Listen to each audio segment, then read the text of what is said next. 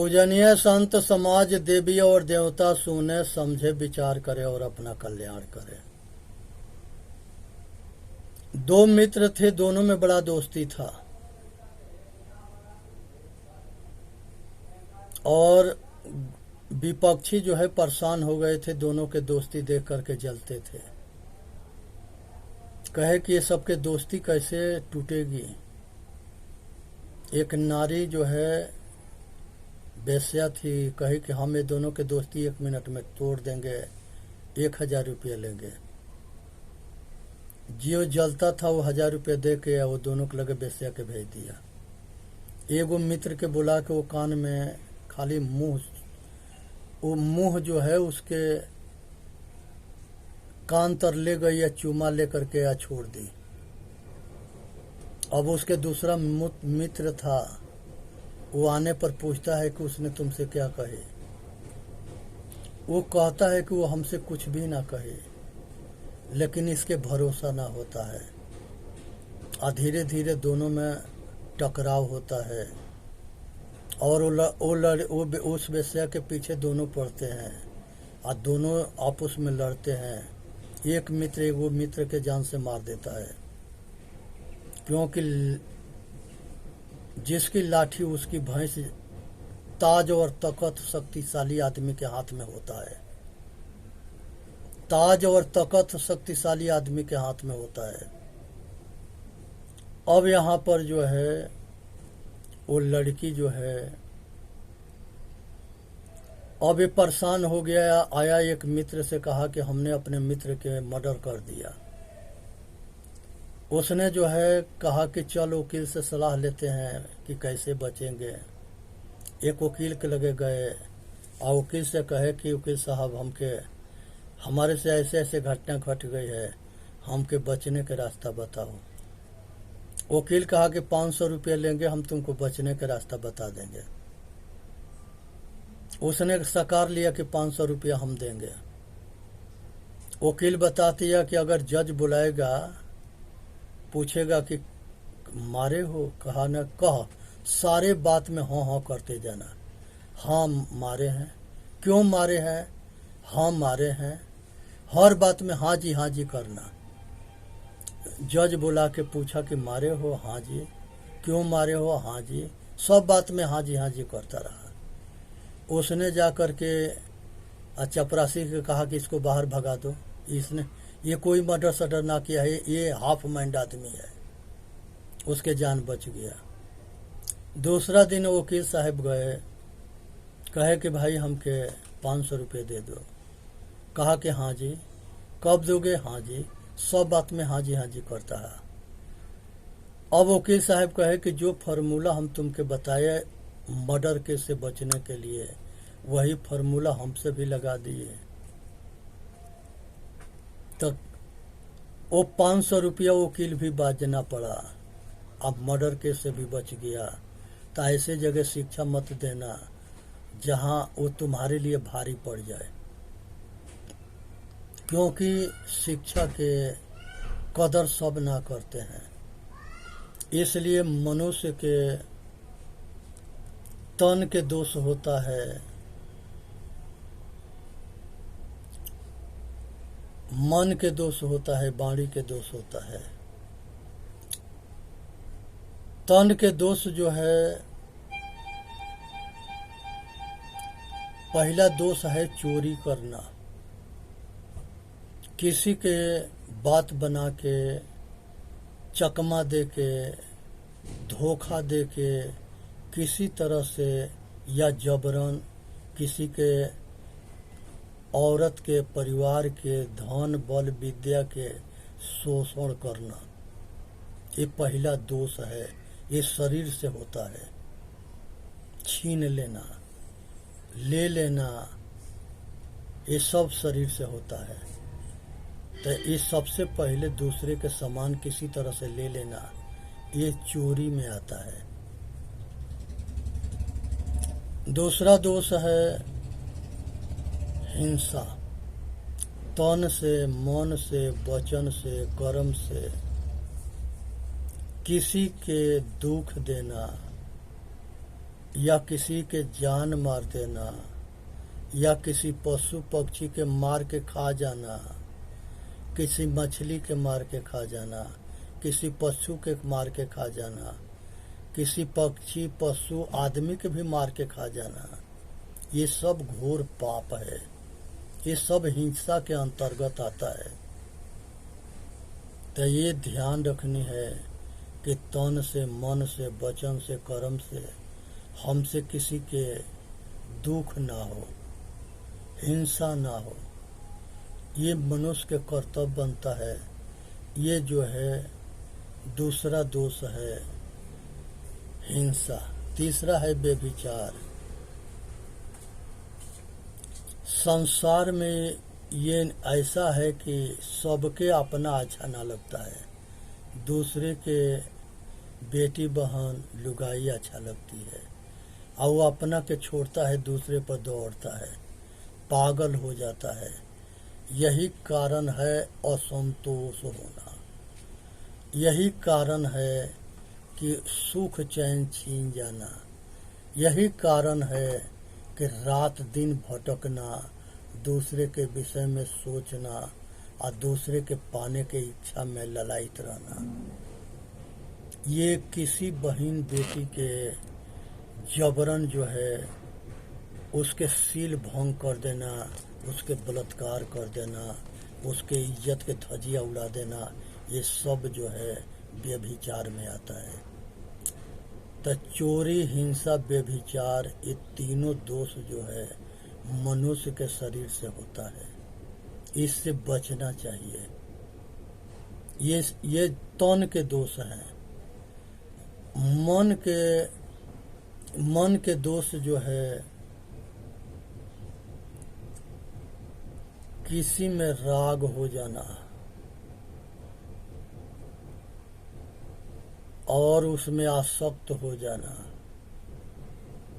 किसी के जो है भीतरे भीतरे देख के जलना। कोई लुगाई लड़की है, अगर वो मन मुताबिक कहे अनुसार काम करती है तो उसे राग होता है। अगर हमारी बात वो नहीं मानती है तो द्वेष होता है। ये दोनों जलन जो है मन से होता है। तीसरा जो है अहंकार हो जाना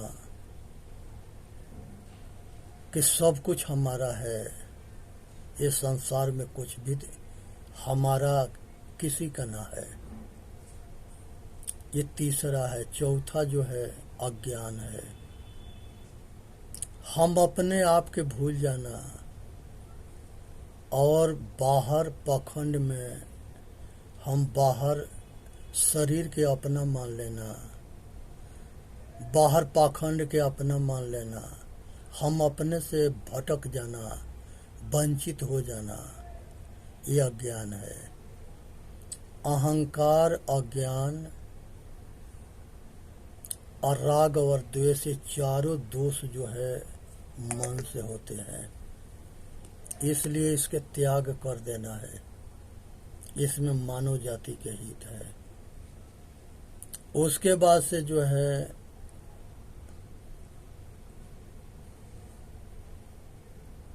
ये मन के दोष होते हैं और वाणी के दोष होते हैं।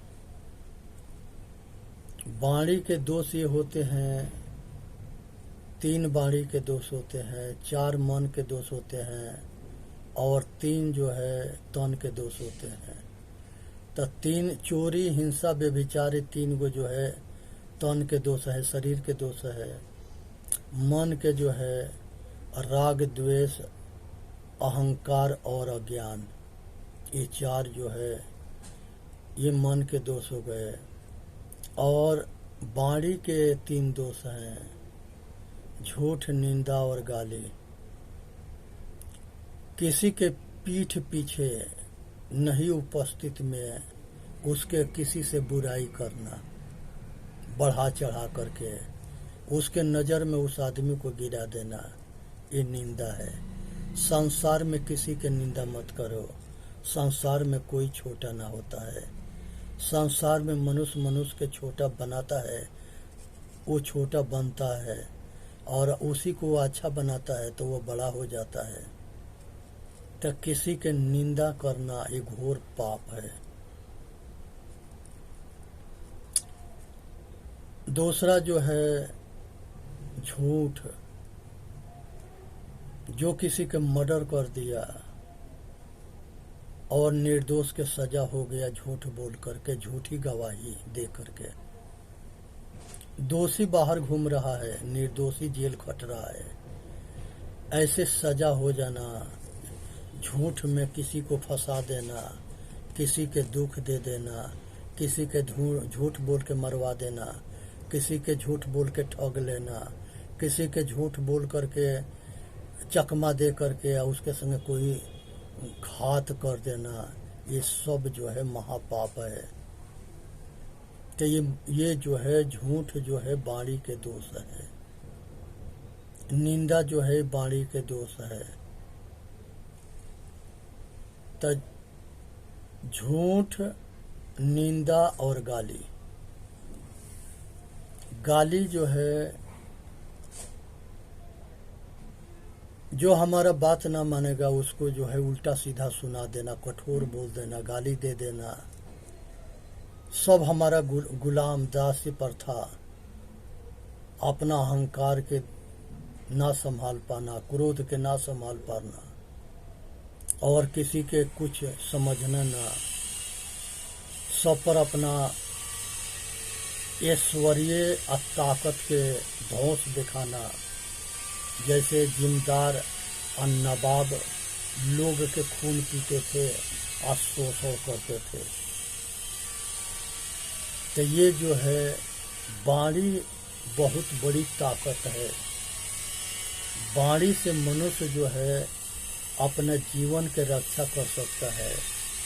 अब वाणी से किसी को अपना बना सकता है और अपना को अपना दुश्मन बना सकता है। सतगुरु कबीर साहब कहते हैं, बोल तो अमोल है जो कोई बोले जान, ये तराजू तौल के तब मुख बाहर आन। वाणी के विचार करके तब बोलो कि हमारे वाणी से किसी के कष्ट तो न होगा। इसलिए वाणी के बहुत महत्व है। वाणी से वशीकरण यह मंत्र है, तजदे वचन कठोर। मधुर वचन है औषधि, कटुक वचन है तीर। कटुक वचन जो है तीर के जैसे लगता है और मधुर वचन औषधि के जैसे काम करता है। इसलिए अपने वाणी को संभाले। तो ये जो है वाणी के 3 दोष है, झूठ, निंदा, गाली। इसलिए सबसे अपने आप के बचानी है और अपना कल्याण करना है। संसार में मनुष्य अपना जीवन में अपना पतन तबे करता है जब वो अज्ञान के बढ़ावा देता है। इसलिए संसार में अज्ञान के बढ़ावा ना देना है और ना कहीं भटकना है। मनुष्य जो है ये जब तकले इधर उधर भटकता अटकता है तब तकले इसके अपना जो है इसके नुकसान होता है। इसलिए भुला करके ना सोचे कि वेद जो है आकाश से परमात्मा ने लिखा है। परमात्मा के शरीर ना है तो वो लिखा कैसे है, बोला कैसे है? अगर बोला है, लिखा है तो कोई मनुष्य होगा। ऐसा ही जो है अल्लाह है या खुदा है। अगर किसी से कुछ कहता है या कोई सुनता है, वो दोनों मनुष्य है। कहने वाला सुनने वाला मनुष्य होगा। अल्लाह जो है ऐसे नहीं करेगा। उसके तो शरीर वो तो जो है निरंकार है, निर्गुण है। आप बहुत हवा को अल्लाह, खुदा, ईश्वर कहते हैं, सब गॉड कहते हैं सब। हवा ईश्वर है, अल्लाह खुदा ना है, क्योंकि हवा शरीर में लगता है तो उसके एहसास होता है। ये जब शरीर में आता है तब इसकी अनुभूति होती है और इसका एहसास होता है। लेकिन ये ज्ञान स्वरूपा है और हवा जो है जड़ है। हवा जड़ है और ये जो जिसको आत्मा परमात्मा कहते हैं, ये शरीर में आता है तभी ज्ञान स्वरूप होता है और मोक्ष होता है तभी ज्ञान स्वरूप होता है। और ये कहीं नहीं है जो पूरा संसार में सब घट घट को चलाता है। ये असंख्य है और सब चेतन आत्मा के अपना कल्याण होने की जरूरत है। कहते हैं कि सब में वही परमात्मा है। जब सब में वही परमात्मा है तो ये कि इज्जत किसी के लूटता है या कोई लुटाता है, ये ईश्वर करता है। एक आदमी के ऊपर जूता बजाता है, ये ईश्वर करता है। कण कण में है, वो टट्टी में है, वो ईश्वर के खाते हो। ऐसे कहना अज्ञान ही है, अज्ञान है। वो जड़ में ना है, वो चेतन है, जिसको परमात्मा खुदा या अल्लाह गॉड कहते हैं। वो ज्ञान स्वरूपा है। वो जहाँ रहता है वहाँ ज्ञान करता है। मन होगा, दिल होगा, इंद्रियां होगी, बंधन होगा, मोक्ष होगा, निर्वाण होगा। जब वो सारे बंधन से छूटता है तो वो अपना स्वरूप में ज्ञान स्वरूपा होता है। सतगुरु कबीर साहब कहते हैं, जागृत रूपी जीव है शब्द सुहागा शीत, जर्द बून जल कुही काहे कबीर कोई देख। वो जागृत रूपी है,